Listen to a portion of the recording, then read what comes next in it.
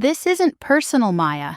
It's just business," Greg said, his voice soaked in the same artificial calm he used during investor calls, the kind of tone that pretends to be reasonable while twisting the knife. "My name is Maya Caldwell. I spent the last 11 years at Linwood Systems, a mid-sized tech firm that loved to call itself a family. For over a decade, I gave them everything: late nights, weekends, holidays.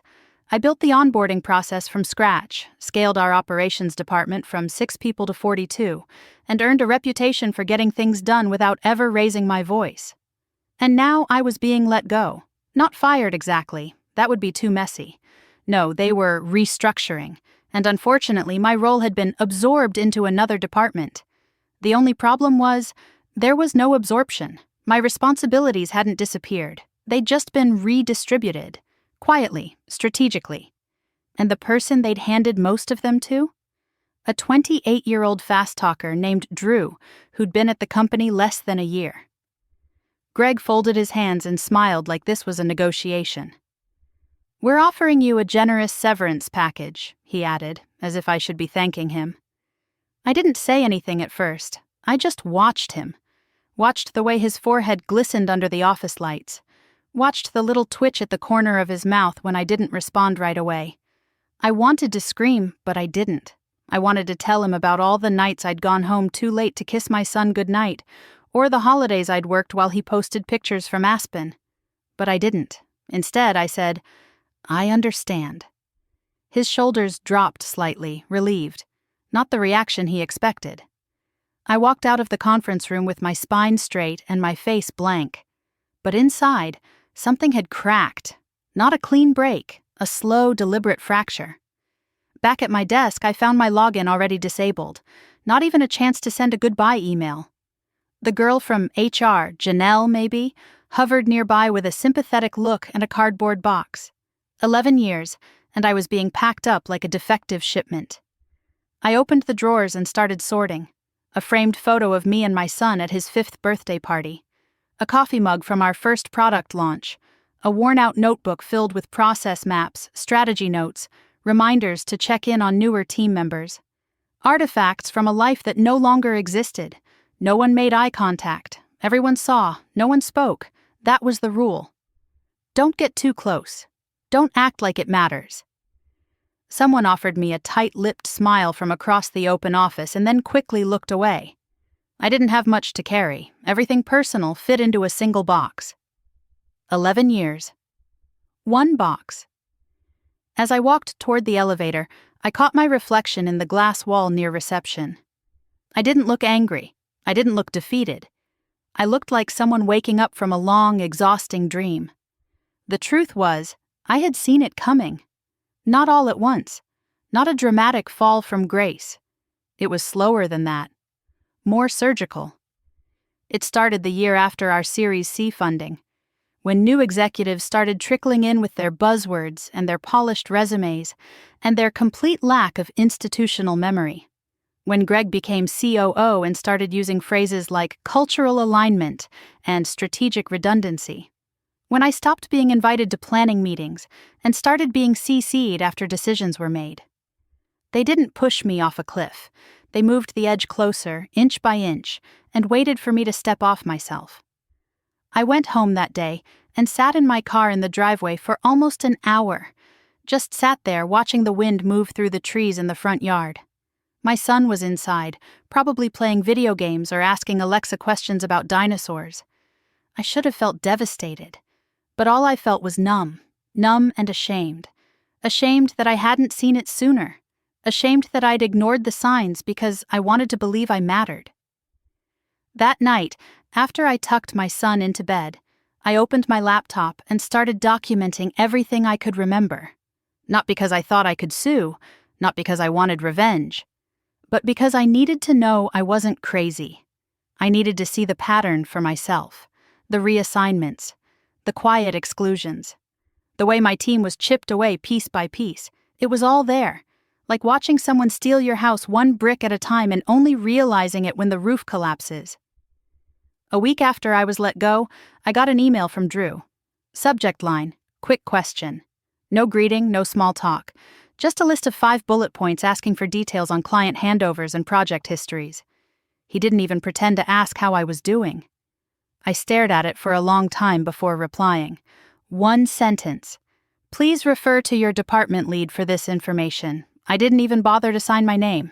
I thought that would be the end of it.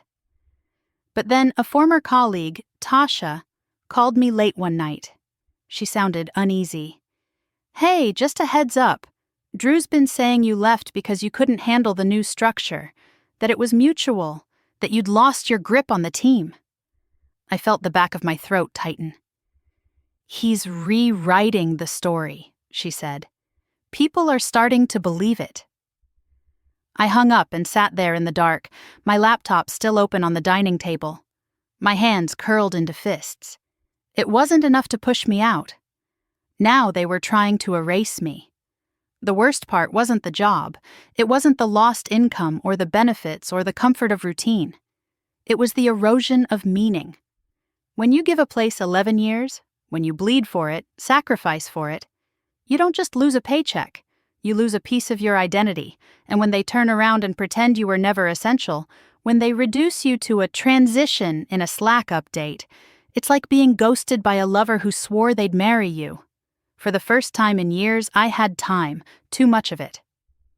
I took my son to school every morning and walked the long way home, just to feel the air on my face.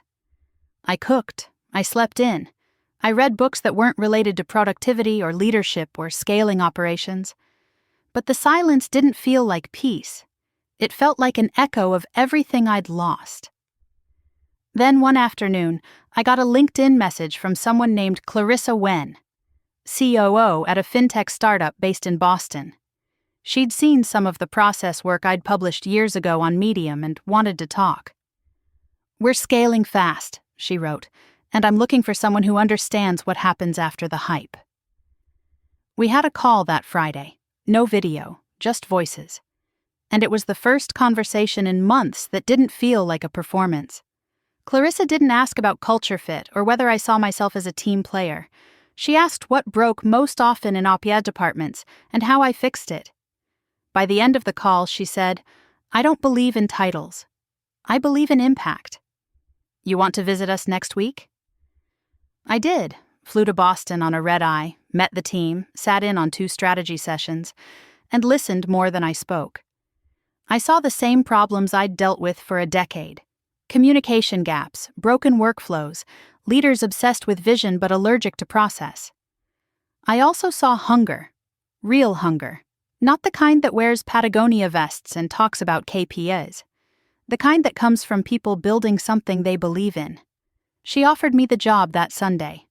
Senior Director of Strategy and Infrastructure. Double my last salary. A team of my own. Autonomy. Respect. I said yes before I had time to think. I started 2 weeks later.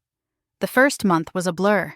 Long hours, steep learning curves, and a team that needed more than just systems. They needed someone who'd been through the fire. Someone who understood what it meant to feel invisible and still keep showing up. I was that someone. And they knew it. But just as I started finding my rhythm, something unexpected happened. An old client from Linwood, someone I'd worked closely with for years, reached out. "Maya," he said, "I've been trying to get support on our renewal and no one seems to know anything. Weren't you the point person?" I explained what had happened. He paused. "Damn, that explains a lot. We might be shopping around then." I hung up and felt a flicker of something dangerous. Not vengeance. Not exactly. Just the realization that truth doesn't stay buried forever. Some reputations are built quietly, brick by brick, and some companies only learn what they lost when the cracks start to show. 2 weeks later, I was in a strategy meeting when Clarissa pulled me aside and handed me her phone. "You're going to want to read this," she said. It was an email forwarded from a mutual industry contact. A VP from Linwood, someone I barely knew, was reaching out to clear the air and reconnect professionally. His message was dressed up in pleasantries, but the real intent was obvious. Damage control. Word was getting out. The client I used to manage, he'd pulled his contract, and he wasn't quiet about why. I smiled, handed the phone back, and said, "They're nervous." Clarissa nodded. "Good. That means you did your job." Still, I wasn't looking for revenge. I didn't care if Linwood suffered or if Drew floundered. What I cared about, what kept me focused, was building something that didn't devour people and call it growth, something that could scale without sacrificing decency. But the past has a way of chasing you down even when you stop looking back. One night, while going through some old folders, I found a performance review from 5 years ago, signed by Greg himself. Words like irreplaceable, visionary, indispensable. I remembered how proud I was that day, how I called my father and told him I was finally being seen. I laughed bitterly, reading the same words that preceded the slow unraveling of my role. Later that week, I got a message from Tasha. Again. This time, she wasn't just whispering updates. She was asking for help. "They're squeezing me, Maya, like they did with you. I'm not stupid. I see it happening." I told her to start documenting everything. Every email, every change in scope, every unexplained reassignment. "Don't wait for the knife," I said. "Catch the shadow first." 3 days later, she texted me. "They're offering me a new position, lateral move, no raise. Greg said it's a better fit for my current energy." I stared at that message for a long time. Current energy. As if people were batteries you could drain, discard, and replace. I told her to reject it, to ask for the exact parameters of the new role in writing. She did. They ghosted her. Just like they had ghosted me. Just like they always did. In my second month at Clarissa's company, I rebuilt our entire internal ticketing system, rolled out new escalation protocols, trained the ops team on asynchronous workflows. It wasn't glamorous work, but it stabilized the company, the kind of work that doesn't win awards but keeps the building standing. Then one day, Clarissa called me into her office and closed the door. "You're getting requests," she said, opening her laptop. "3 companies have asked if you consult." I blinked. Consult? "They want your systems," she said. "Your eyes, your brain. And honestly, I don't blame them." I wasn't sure what to say. I'd spent so long being dismissed, overlooked, sidelined, that hearing someone wanted my input felt almost foreign. "You can take them," she said. "As long as it doesn't interfere with your work here, I won't block your growth." I nodded. "I appreciate that." What I didn't say was, "No one has ever said that to me before." That night, I sat in my apartment long after my son had gone to sleep, staring at the city lights outside the window. I thought about how far I'd come and how quiet the fall had been. They didn't fire me because I failed. They let me go because I reminded them what they couldn't control. You can't algorithm your way around institutional memory. You can't spreadsheet your way around integrity. Greg and his team had wanted a pliable structure, one they could mold, reshape, and strip for parts. What they didn't expect was that people remember, people talk, and when enough people start whispering the same truth, it gets loud. 3 months in, I got a call from a journalist, someone covering trends in mid-market tech retention. She'd been referred to me by a former client who knew I had some thoughts on internal turnover and the hidden cost of restructuring. I almost said no. I didn't want to drag Linwood through the mud, didn't want to be painted as the bitter ex-employee. But the more we talked, the more I realized I wasn't bitter. I was awake. And maybe someone needed to say it. So I told her what I'd seen. Not gossip, not grudges, just facts. About how some companies use ambiguity as a weapon. How leadership teams insulate themselves with just enough HR jargon to disguise cruelty as strategy. How the people doing the invisible work, the fixing, the smoothing, the guiding, are the easiest to erase because their fingerprints are everywhere but their names are rarely attached. She published a piece the following week. It didn't mention Linwood by name, but everyone who knew. I started getting messages. From former colleagues, from strangers in my industry, from people who'd been pushed out with the same smile and the same severance packet. They weren't looking for advice. They were looking for recognition. For someone to say, "Yes, this is happening. No, it's not just you." Meanwhile, things at Clarissa's company were accelerating. The systems I built started catching attention. Internal error rates dropped by 37%. Our onboarding time cut in half. We closed a Series B round, and Clarissa asked me to join the executive team. I hesitated, not because I didn't want it, but because some part of me still carried the bruises from the last time I trusted a title. But this time was different. In the spring, I flew to San Francisco for an industry summit, spoke on a panel about ethical scaling and process integrity. Afterward, while I was sipping a watered-down cocktail by the lobby bar, I saw Greg. Same smug stance. Same hair too perfect for its age. He was talking to someone, laughing a little too hard, still performing. He saw me, froze for a second, then nodded, like we were old friends at a college reunion.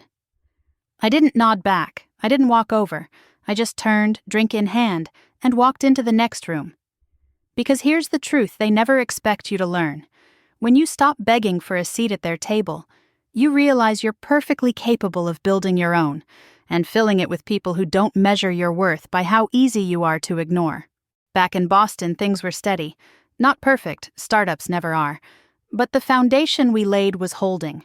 We promoted 2 junior associates, launched an internal mentorship track, and started building an ethical ops guide for new tech companies. One afternoon, Tasha called again. She sounded calm this time, steady.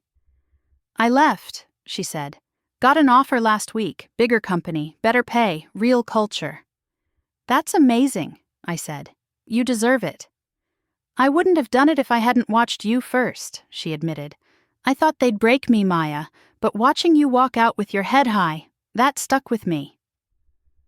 I didn't say anything for a moment. Just let the weight of her words settle. You never know who's watching, who's taking notes, who's waiting for permission to believe they're not crazy for wanting more.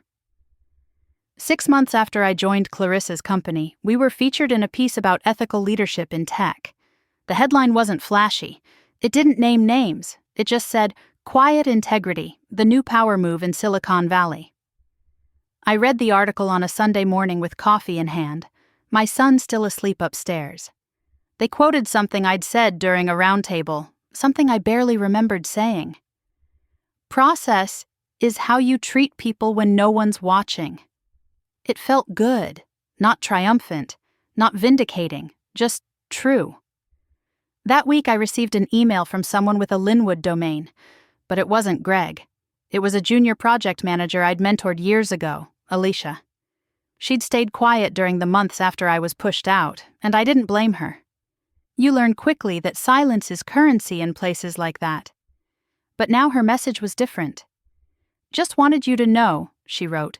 "I've decided to leave. I was afraid for a long time, but I'm not anymore. Watching what you built gave me a roadmap." That word, roadmap, landed heavier than she probably intended. I'd spent years creating literal roadmaps for internal systems, for product launches, for client onboarding. But this one was different. This one was made of choices, of how you leave, of how you begin again.